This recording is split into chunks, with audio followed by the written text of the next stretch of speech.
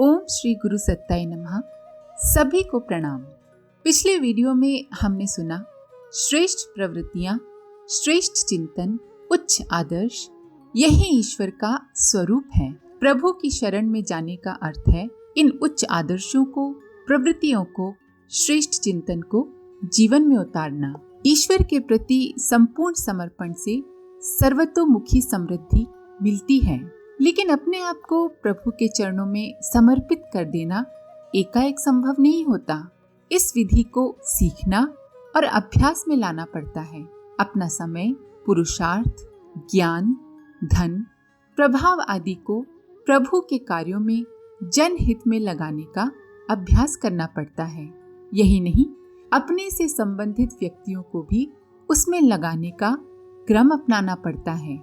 हम यही मार्ग अपनाकर प्रभु का प्रेम पा सकते हैं, लौकिक और पारलौकिक सफलताएं प्राप्त कर सकते हैं। ईश्वर के सही स्वरूप के प्रति अपनी आस्था जागृत करें तथा जन कल्याण के लिए अपने साधनों को अंश अंश करके ही सही पर पूरी निष्ठा से लगाने का अभ्यास प्रारंभ कर दें तो जीवन की सार्थकता, सफलता तथा प्रभु का स्नेह हमें अवश्य प्राप्त हो सकता है। आइए इसी क्रम को अब आगे बढ़ाते हैं। महाभारत के युद्ध में कौरव दल ने भगवान कृष्ण के भांजे वीर बालक अभिमन्यु का अन्यायपूर्वक वध कर डाला। सारे पांडव पक्ष में शोक छा गया। भगवान कृष्ण व अर्जुन युद्ध करने गए थे। उनके वापस लौटने पर अभिमन्यु की माँ एवं कृष्ण की प्रिय बहन सुभद्रा ने रोते हुए कृष्ण से कहा, तुम तो स्वयं भगवान हो। तुम्हारे रहते हुए तुम्हारे प्राणों से भी ज्यादा प्रिय भांजे की मृत्यु हो गई और तुम उसे रोक न सके। ऐसा तुमने क्यों किया? भगवान कृष्ण ने सुभद्रा को समझाते हुए कहा, मैं भगवान अवश्य हूँ, किंतु मैं कर्म फल व्यवस्था में किसी भी प्रकार का हस्तक्षेप नहीं कर सकता। आखिर ये कर्म फल व्यवस्था है क्या जिसमें स्वयं भगवान भी हस्तक्षेप नहीं कर सकते? इस सृष्टि की रचना के बाद भगवान ने इस विशाल ब्रह्मांड के सुव्यवस्थित संचालन हेतु कुछ नियम और मर्यादाएं स्थापित की तथा कर्मानुसार फल प्राप्ति का दृढ़ सिद्धांत बनाया ताकि ये सारा ब्रह्मांड एवं इसमें निवास करने वाले जीवधारी एक निश्चित विधि विधान के अनुसार चल सके। गोस्वामी तुलसीदास ने विनय पत्रिका में कहा, जिन बांधे सुर असुर नाग मुनि प्रबल कर्म की डोरी। यहाँ प्रबल शब्द ध्यान देने योग्य है। ये व्यवस्था इतनी अकाट्य है कि स्वयं भगवान भी इसका सम्मान करते हैं। आदर्श नियम वही है जिसका बनाने वाला भी पालन करे। भगवान ने ये व्यवस्था बनाई तथा समय अनुसार कर्म फल भोगने का सिद्धांत सुचारू रूप से चलाने हेतु स्वयं ही न्यायाधीश का पद संभाला। जब से ये सृष्टि बनी है तब से कर्म फल व्यवस्था का दृढ़ता पूर्वक पालन हो रहा है तथा सृष्टि के अंत तक होता रहेगा। भागवत में अपने प्रिय सखा उद्धव से व्यवस्था के बारे में बताते हुए भगवान कृष्ण कहते हैं, ये सारा जगत कर्म और उनके संस्कारों से युक्त है। मैं ही काल रूप से कर्मों के अनुसार उनके फल का विधान करता हूँ। इस गुण प्रवाह में पड़कर जीव कभी डूब जाता है और कभी ऊपर आ जाता है, कभी उसकी अधोगति होती है और कभी उसे पुण्य गति, उच्च गति प्राप्त हो जाती है। भगवान कहते हैं, मैं काल हूँ। काल का अर्थ है समय। जिस तरह बीज बोने के तुरंत बाद फल की प्राप्ति नहीं होती, उसी प्रकार इस व्यवस्था की भी विशेषता है कि कर्म फल तत्काल नहीं मिलता, किंतु इसका ये अर्थ नहीं कि कर्मों का परिणाम समाप्त हो गया। समय अनुसार हमें अपने कर्मों का फल अवश्य ही भोगना पड़ता है। आखिर ऐसा क्यों है? हम कह सकते हैं कि इस व्यवस्था की कोई आवश्यकता नहीं थी। कुछ समय के लिए इसे नकार भी सकते हैं, किंतु यदि हम गंभीरता पूर्वक विचार करें तो इसकी उपयोगिता हमारी समझ में आ सकती है। जब छोटे छोटे राज्य भी बिना विधि व्यवस्था के नहीं चल सकते, तब इतना विशाल ब्रह्मांड बिना नियम एवं अनुशासन के कैसे संचालित हो सकता है? कर्म फल व्यवस्था की उपयोगिता बताते हुए इसी प्रसंग में भगवान श्री कृष्ण उद्धव जी से कहते हैं, साधु श्रेष्ठ, देश, काल, फल, निमित्त, अधिकारी और धान्य आदि वस्तुओं के गुण दोषों का विधान भी मेरे द्वारा इसीलिए किया गया है कि कर्मों में लोगों की उच्छृंखल प्रवृत्ति न हो, मर्यादा भंग न होने पाए। इतनी सशक्त व्यवस्था के होते हुए भी जरा देर से दंड प्राप्त होने के कारण जब इतनी अव्यवस्था फैल जाती है, तब यदि वह दंड विधान बिल्कुल ही न रहा होता तो यह संसार चल ही न सका होता। इसीलिए भगवान ने कर्म फल का विधान किया है, जिससे मर्यादाओं एवं नियमों का पालन हो सके तथा ईश्वर के प्रिय पुत्र सभी जीव इस सुरम्य सृष्टि का रसास्वादन कर सके। यदि हम इन नियमों को समझकर सुचारू रूप से इनका पालन कर सकें तो लौकिक पारलौकिक सभी प्रकार के लाभ प्राप्त कर सकते हैं। हम तत्काल लाभ के लोभ में पड़कर जानते हुए भी दुष्कर्म करते हैं तथा छिटपुट कर्म कांडों का सहारा लेकर सोचते हैं कि हम इस दंड विधान से बच जाएंगे। पर क्या ऐसा संभव है? कदापि नहीं। हमें भगवान का सिर्फ करुणा सिंधु रूप भर नहीं, काल रूप भी याद रखना चाहिए। भागवत में माँ देवहूति को काल के बारे में बताते हुए कपिल भगवान कहते हैं, इसका अर्थात काल का न तो कोई मित्र है, न कोई शत्रु और न ही कोई सगा संबंधी ही है। ये सर्वदा सजग रहता है और अपने स्वरूप भूत श्री भगवान को भूलकर भोग रूप प्रमाद में पड़े हुए प्राणियों पर आक्रमण करके उनका संहार करता है। स्पष्ट है कि भगवान की ये व्यवस्था सजग, सक्षम, निर्मम तथा किसी के भी पक्ष में झुकने वाली नहीं है। अतः हमें चाहिए कि हम प्रमाद को छोड़कर कर्म की गुरुता को स्वीकार करें तथा इसकी रोशनी में अपने कर्मों का पुनर्निर्धारण करें। इसके सिवाय अन्य कोई मार्ग नहीं है। मृत्यु की तलवार कच्चे धागे में टंगी हुई हमारी गर्दन पर लटक रही है।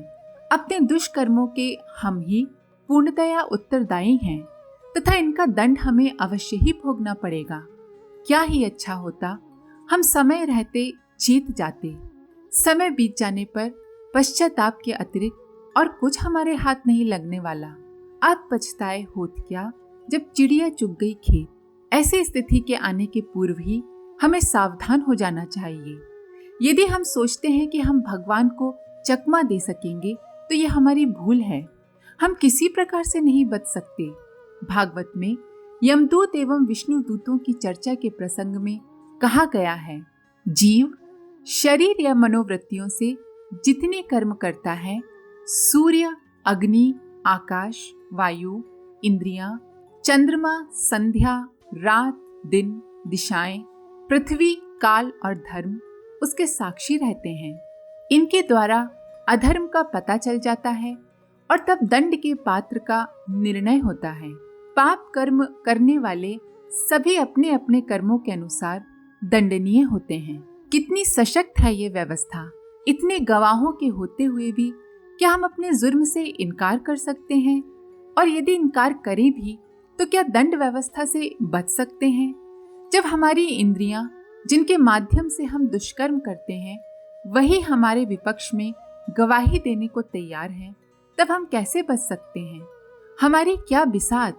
इस पृथ्वी पर इतने शक्तिशाली लोग हुए हैं जिन्होंने इन सभी साक्षियों के ऊपर अपना रोब जमा रखा था। क्या ये सब इनके इशारे पर चलते थे? क्या इतने शक्तिशाली लोग भी कर्म फल भोग से बच सके?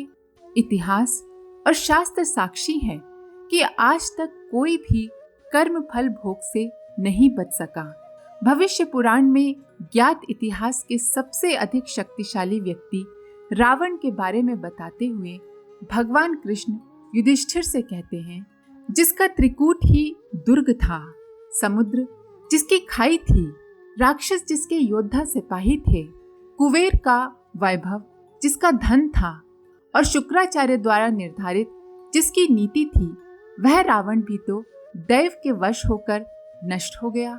जब रावण जैसा प्रतापी, जिसके बारे में कहा जाता था कि उसने काल को भी अपनी पाटी से बांध रखा था, नहीं बच सका, तो हम किस खेत की मूली हैं कि बच जाएंगे।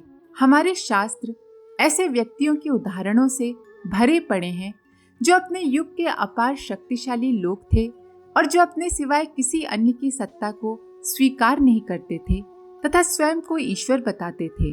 वेन, नहुष, हिरण्यकश्यपु, सहस्त्रबाहु आदि न मालूम कितने उदाहरण हमारे सामने हैं, किंतु काल ने किसी के साथ कोई रियायत नहीं की। पापों का घड़ा भर जाने पर सबको सूद सहित अपने कर्मों का फल भोगना पड़ा। दंड मिलने पर हम कहते हैं कि बड़ा अंधेर है कि हमें दंड मिला, किंतु हमें जानना चाहिए कि हमारे पाप के कर्म ही समय अनुसार दंड के रूप में प्रकट होते हैं, दूसरे तो निमित्त मात्र ही होते हैं। रावण रणभूमि में घायल पड़ा हुआ था तथा उसके शरीर में हजारों छिद्रों से रक्त प्रवाहित हो रहा था। लक्ष्मण ने भगवान राम से पूछा, प्रभो, आपने तो रावण की छाती में एक ही बाण मारा था, किंतु ये हजारों घाव कैसे हो गए? राम ने कहा, लक्ष्मण, मैं तो निमित्त मात्र हूँ। ये तो रावण के दुष्कर्म ही उसके शरीर को फोड़कर बह निकले हैं।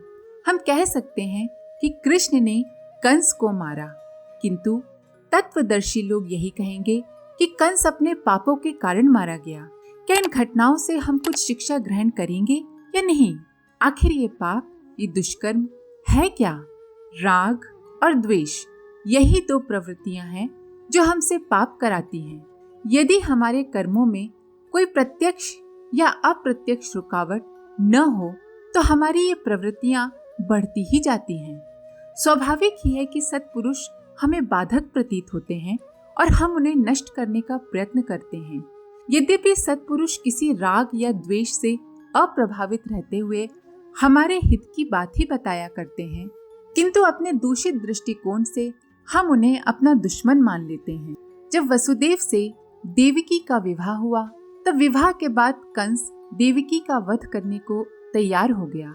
उस समय वसुदेव ने कंस की हित कामना से उसे समझाया था कि हे भाई, अनीति का मार्ग स्वयं कर्ता को यानी कि करने वाले को भी दुख पहुंचाता है।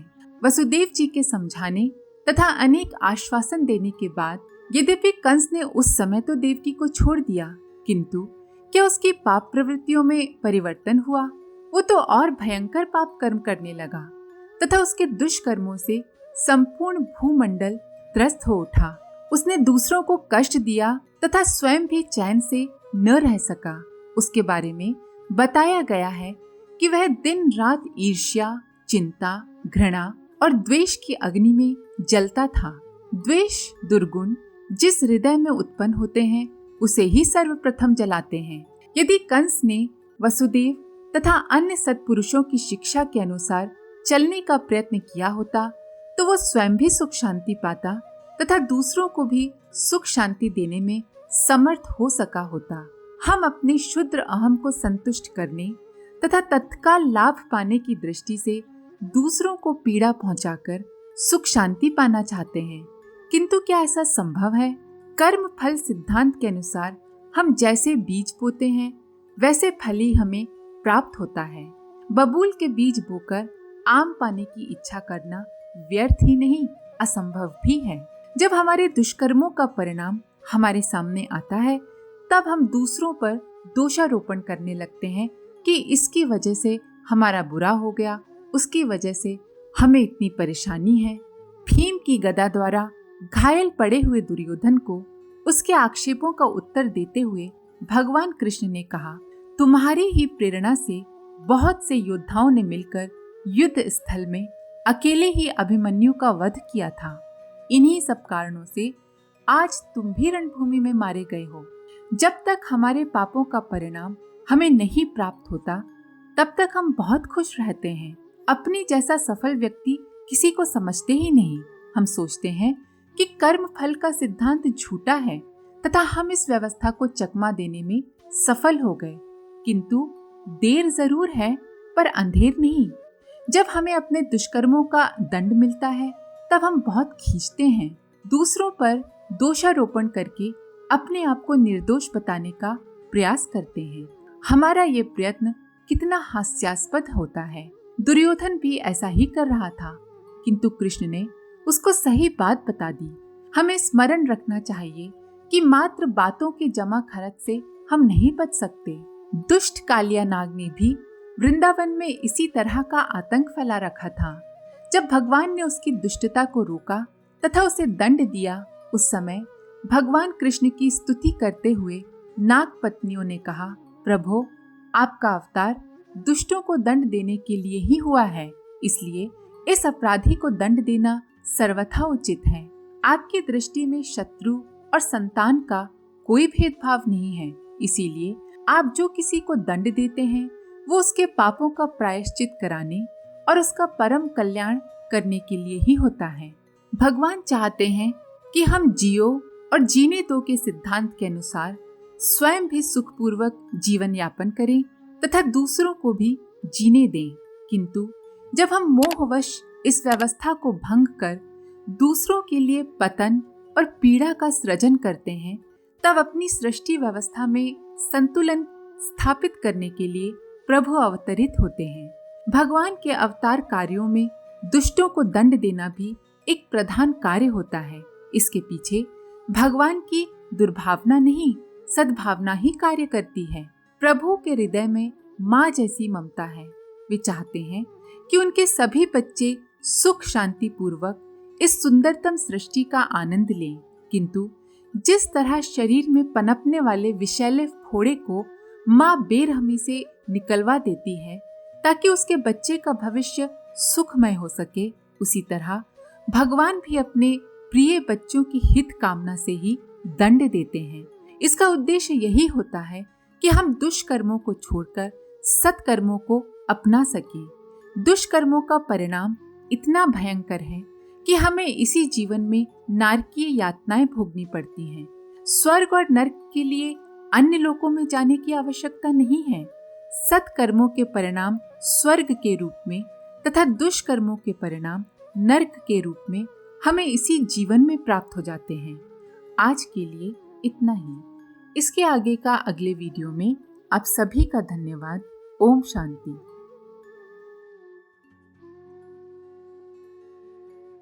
हमारे YouTube चैनल को सब्सक्राइब करें और बेल आइकन को दबाकर ऑल पर क्लिक करें ताकि आने वाले सभी वीडियोस की नोटिफिकेशन आपको मिलती रहे।